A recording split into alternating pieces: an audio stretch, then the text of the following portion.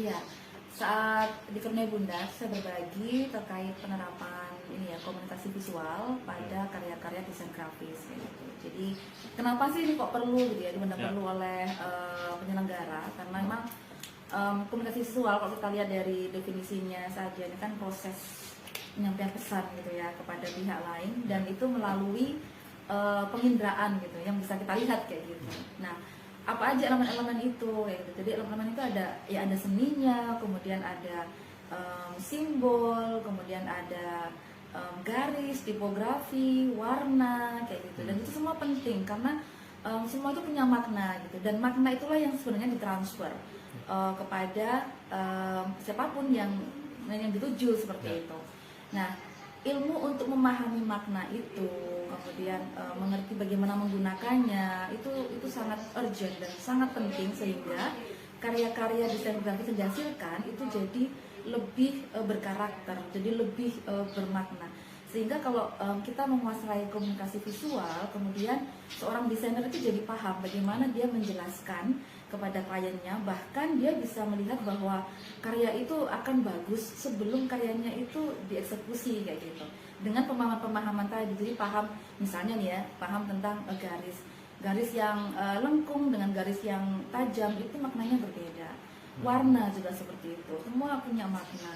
Kemudian termasuk grafis juga seperti itu, tipografi juga seperti itu. Jadi misalnya kalau membuat logo, kemudian logo untuk siapa nih gitu. Misalnya logo untuk misalnya kliennya itu membuat atau punya bisnis kecantikan misalnya, maka harus memilih huruf yang sesuai gitu, yang punya makna-makna estetika kecantikan seperti itu. Ada juga misalnya ada klien yang kalau kita lihat gitu mobile phone itu banyak menggunakan huruf-huruf yang tegas gitu kan, tegas, jelas, mudah dikenali kayak gitu. Tujuannya apa? Sehingga dari jauh pun orang langsung melihat, oh ini merek apa kayak gitu, ketegasan, keberanian gitu. Jadi makna-makna itu yang harus dipahami, sehingga ketika lulusan di Kurnia Bunda nanti itu selesai menyelesaikan pendidikannya di Kurnia Bunda, punya bekal gitu. Jadi ketika kliennya membutuhkan, oh saya mau ini, dia bisa menerjemahkan dalam bentuk simbol-simbol tadi gitu.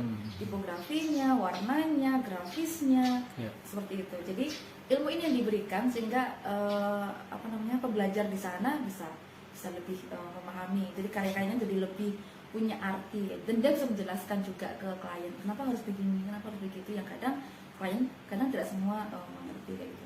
Dengan memiliki kemampuan ini, maka seorang desainer grafis designer itu jadi lebih ini ya, punya karakter, kapasitasnya jadi lebih meningkat seperti itu.